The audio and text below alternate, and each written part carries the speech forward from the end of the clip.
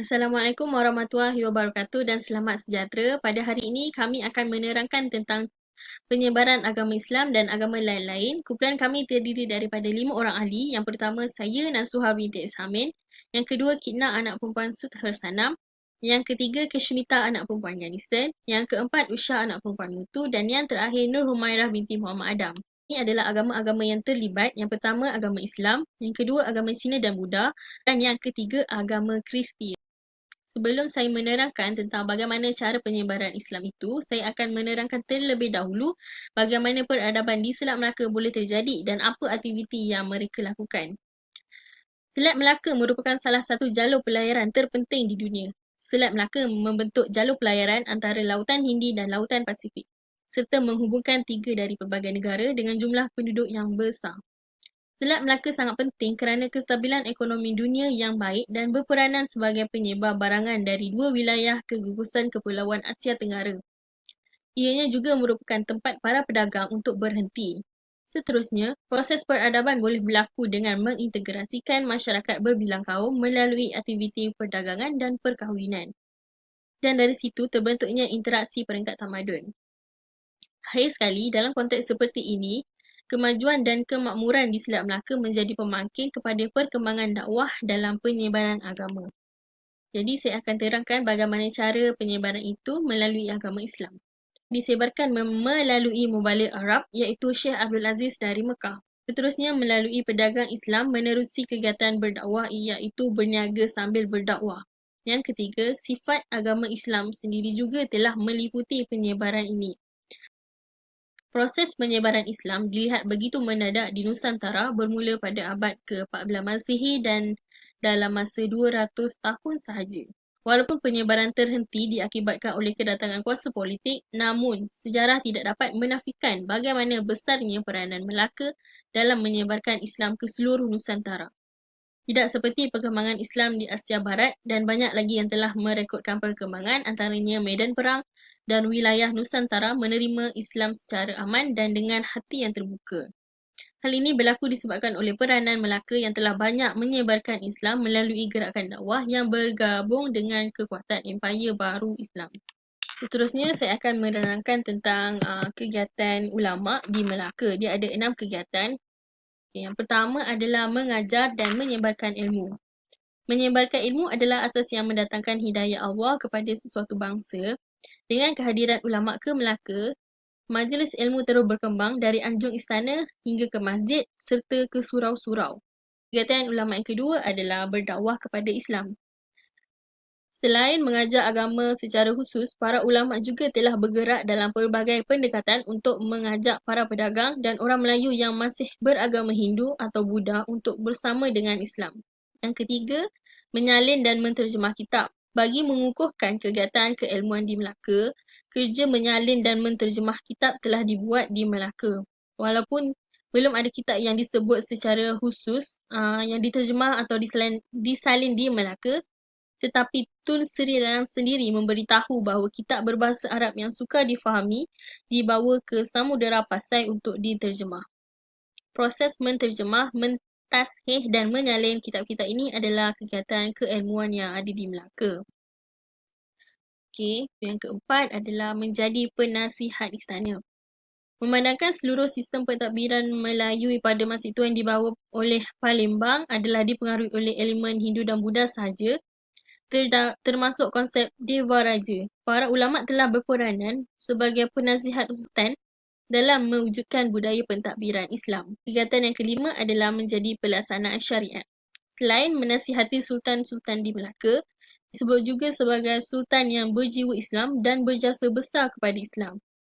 Hasil daripada rapatnya baginda, semua dengan para ulama, kemudian proses pelaksanaan syariat bermula apabila penggubalan hukum kanun Melaka dibuat dan Islam dijadikan agama rasmi. Kegiatan yang terakhir adalah menyebarkan Islam ke seluruh alam Melayu. Dari Melaka, para ulama telah menyebarkan Islam ke Jawa, Mindanao, Brunei dan banyak lagi. Pergerakan ulama melalui kapal dagang telah menyebabkan Islam tersebar dengan begitu cepat. Penyebaran melalui gerakan dakwah Islamiah. Gerakan Islam telah bermula dari urusan yang sekecil-kecilnya sehingga kepada pelaksanaan syariat. Kemudian, para ulama juga telah menyebarkan Islam di luar daripada istana, termasuk menyebarkan Islam di negara-negara yang baru saja dikuasai. Para ulama juga dikirimkan ke beberapa wilayah untuk terus berdakwah. Dan akhir sekali, yang terbesar dalam penyebaran dakwah ini ialah kejayaan mengislamkan beberapa wilayah seperti Pulau Jawa. Nama saya Kishmita. Saya akan menjelaskan tentang faktor penyebaran Islam. Maksud saya adalah peranan Melaka dalam menyebarkan Islam ke negeri-negeri lain.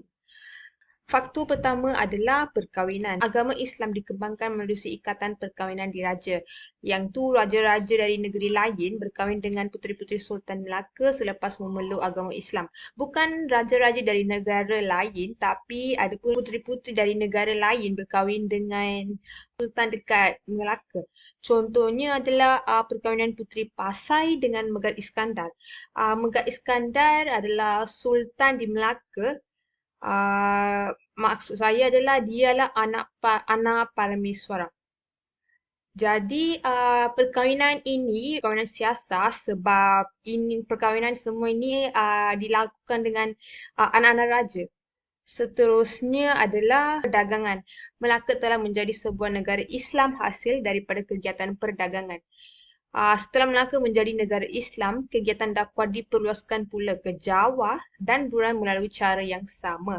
Kemewahan yang dimiliki oleh saudagar-saudagar Islam telah menarik hati penduduk tempatan termasuk pihak pemerintah sendiri. Melaka juga menjadi pusat pengajaran Islam di Nusantara. Ini dapat dibuktikan dari Melaka Islam berkembang ke Pulau Jawa. Apa yang jadi dekat sini adalah ahli-ahli perniagaan Jawa beramai-ramai datang ke Melaka menjalankan perniagaannya. Lepas tu lah mereka kembali ke Jawa. Saudara-saudara tadi berusaha memperkenalkan Islam di Jawa juga. Akhirnya atas usaha saudara-saudara tadi, Islam telah berkembang di Jawa juga. Akhirnya ramai yang berpendapat Jawa diislamkan kerana Melaka disebabkan mereka datang ke Melaka untuk membuat perniagaannya. Seterusnya adalah ajaran Islam yang mudah. Orang Melayu secara beramai-ramai suka rela memeluk Islam adalah disebabkan ajaran Islam yang elok dan keadilan sejagat yang menghapuskan sistem kasta dalam umat manusia yang dibawa oleh Islam. Terdapat banyak unsur yang positif dalam agama Islam ni, iaitu keadilan dan kebebasan yang tidak membebaskan warna kulit dan darah keturunan, menarik minat mereka di Melaka dalam menghapuskan jurang pemisah dalam serata masyarakat ketika itu. Islam menekankan cara pergaulan yang baik, cara berpakaian yang kemas, yang bersopan, makanan dan sebagainya. Ajaran Islam menganjurkan kebersihan dari kesucian jasmani dan rohani ia dianggap sebahagian daripada iman. Aspek ajaran Islam yang lebih mudah telah menyebabkan ajaran Islam akhirnya dapat mengatasi perkembangan agama Hindu serta agama lain. Seterusnya adalah perluasan kuasa dan politik. Melaka telah menduduki banyak daerah dari negeri di Semenanjung dan juga Sumatera seperti Pahang, Kedah, Terengganu, Siak dan Rokan. Melalui penaklukan ini, Islam telah disebarkan ke negeri-negeri tersebut yang saya bagi tahu sekarang tadi. Di zaman kekuatan Melaka dahulu, melalui naungan yang diberikan terhadap tanah-tanah jajahannya, ia telah menyelamatkan negeri-negeri tersebut dari jatuh ke tangan Kristian. Sarjana Barat iaitu Van Lier, ini gambar dia, Van Lier, mengemukakan teorinya yang menyatakan bahawa proses Islamisasi di Kepulauan Melayu disokong oleh situasi politik dan juga motif dia. Selain itu adalah kesusastraan. Masyarakat telah menggunakan bahasa Melayu sebagai bahasa gabungan utama. Dengan adanya satu bahasa, kegiatan menyebarkan Islam menjadi lebih mudah dan lancar. Kedatangan Islam telah memperkenalkan tulisan Jawi. Dengan adanya tulisan Jawi dapat memudahkan para ulama dan pendakwa mengajar tentang ilmu yang berkaitan dengan Islam kerana mereka dapat menguasai tulisan Jawi. Gambar ini menunjukkan satu bukti tulisan Jawi disebarkan Tapi yang batu ni bukan di Melaka. Yang ni didapati di Terengganu. Maksud saya adalah dari Melaka agama Islam ni disebarkan ke negeri-negeri lain. Jadi di tempat tu di Terengganu, batu ini dijumpa di Terengganu. Ini adalah satu bukti dari Melaka ke agama Islam ni tersebar ke Terengganu. Seterusnya adalah pengaruh pemerintah. Agama Islam mula berkembang di Nusantara setelah mendapat tempat di kalangan raja dan pembesar. Pengislaman raja-raja telah membantu perkembangan Islam. Jadi masyarakat mudah terpengaruh dengan perbuatan dan kata-kata raja. Mereka dengar apa yang raja kata. Jadi apabila raja dan pembesar sebuah negeri menganut agama Islam, secara langsung rakyat jelata turut mengikut jejak langkah raja dan pembesar mereka. Nama saya Usha, saya ingin membentangkan cara penyebaran agama Buddha di Selat Melaka. Yang pertama, agama Buddha disebar melalui perdagangan. Sriwijaya ialah sebuah empayar maritim Melayu purba yang berpusat di Sumatera yang banyak mempengaruhi Asia Tenggara. Bukti terawal kewujudannya adalah dari abad ke-7 apabila seorang Sami Buddha dari China iaitu Tseng ada menulis tentang bahawa dia melawat ke Sriwijaya selama 6 bulan pada tahun 671 Masehi. Batu bersurat kedukan bukit bertarikh 683 Masehi yang ditemui di Palembang, Sumatera Selatan juga ada menyebut tentang Sriwijaya dan membuktikan kewujudan empayar Sriwijaya. Dari abad ke-7 hingga abad ke-14, Sriwijaya merupakan pusat pengembangan agama Buddha yang utama di Asia Tenggara dan terutama di kawasan Nusantara. Kebesaran Raja Sriwijaya digambarkan melalui catatan Arab yang menyifatkannya sebagai Raja di Gunung dan Maharaja di Pulau. Raja di Gunung dan Maharaja menggambarkan kebesaran raja yang mempunyai kuasa sakti, berkuasa mutlak dan bersifat ketuhanan. Raja Sriwijaya memerintah secara mutlak dan dibantu oleh menteri yang menjadi perantaran raja dengan rakyat. Selepas kejatuhan Sriwijaya, ia sempat dilupa tetapi ia mula berubah pada masa penelitian ulang sampai pengakuan moden kewujudan empayar ini diiktiraf secara rasmi iaitu pada tahun 1918 oleh seorang ahli sejarah Perancis. Seterusnya ialah Sriwijaya menjadi pusat pengajian bahasa Sanskrit dan pusat penyebaran agama Buddha dan juga telah menterjemahkan kitab agama Buddha dan dalam bahasa Cina. Hai, nama saya Ketana. Saya akan terangkan cara penyebaran agama Cina. Orang Cina Melaka berasal daripada keturunan pengikut-pengikut Puteri Hang Lipo yang datang ke Melaka untuk berkahwin dengan Sultan Mansur Shah, dan sebahagian dari mereka juga adalah keturunan daripada kaum Cina yang datang ke Tanah Melayu sewaktu pemerintahan Inggeris untuk bekerja di lumbung-lumbung biji timah. Mereka datang ke sini untuk mencari kehidupan yang lebih baik.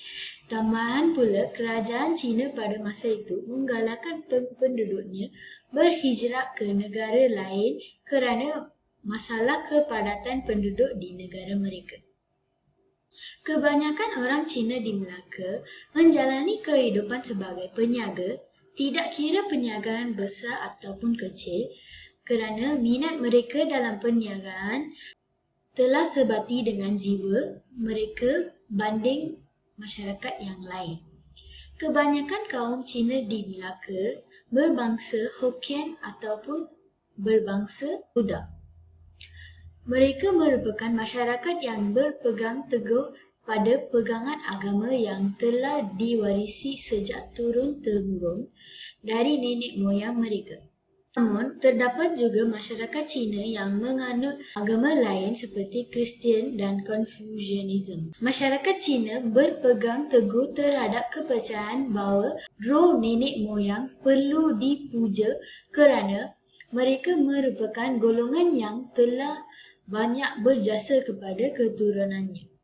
Oleh itu, setiap ahli keluarga mengadakan beberapa upacara sebagai peringati nenek moyang mereka, terutamanya telah lama meninggal dunia. Gambar pertama ini adalah gambar Puteri Hang Lipo.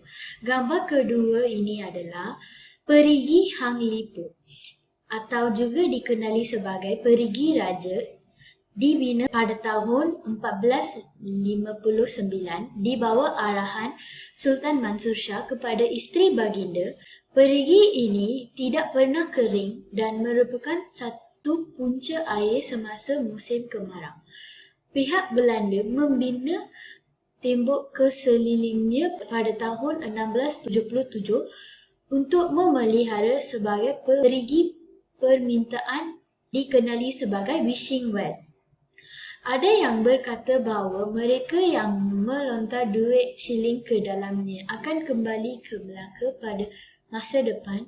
Perigi ini terletak di Jalan Puteri Hang Lipo. Agama Cina dan golongan bawah nyonya hampir sama kerana cara penyebarannya dan cara munculnya di Melaka adalah sama.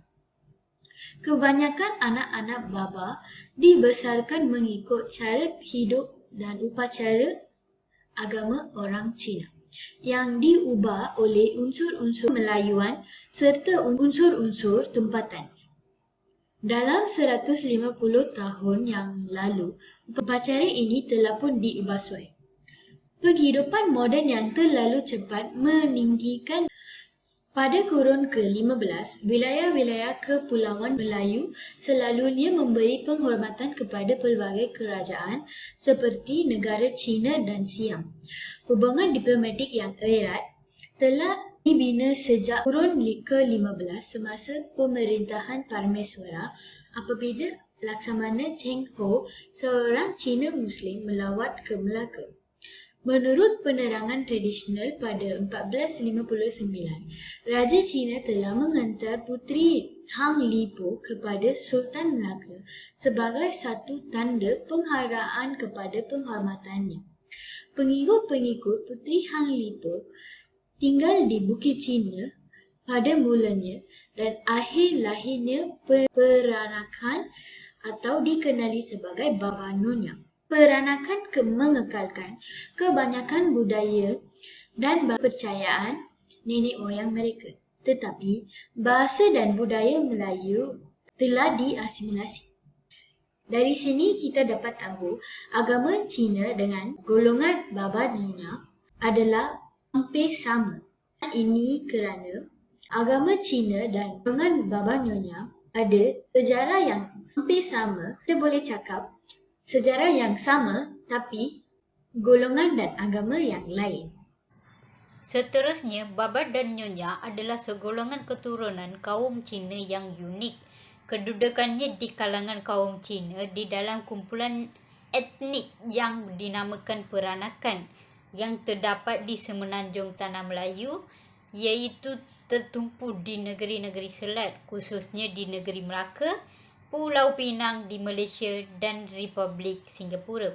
Mereka juga dapat ditemukan di negara Gajah Putih, khususnya di Tanjung Salang dan Rundong. Saya Nur Humaira binti Muhammad Adam. Saya akan nombor misi 25 DBT 21016. Saya akan membentangkan tentang agama Kristian. Agama Kristian yang disebarkan di Melaka. Di sini boleh dilihat pada orang Historia dan para pedagang di Melaka sebelum penaklukan Portugis pada tahun 1511. Seterusnya, cara penyebaran di Melaka dimulakan dari Melaka oleh orang Portugis ke Tanah Melayu pada 24 Ogos tahun 1511. 8 orang paderi telah tiba ke Melaka, iaitu terdiri daripada seorang pastor, seorang paderi Dominican dan 6 orang paderi Franciscan. Lepas tu diiringi seramai 150 hingga 200 tentera Portugis dan pekerja buruh, pedagang serta seramai 300 orang Portugis yang berkahwin dengan orang tempatan. Seterusnya, seramai 500 orang beragama Kristian pada awal ketibaan orang Portugis. Pada tahun 1641, seramai 1,500 orang tentera Belanda bergabung dengan Tentera Melayu Johor. Seramai 600 orang menyerang Melaka dan untuk menamatkan pemerintahan orang Portugis. So maksudnya orang bergabung untuk tamatkan pemerintahan Portugis untuk lepaskan Melaka.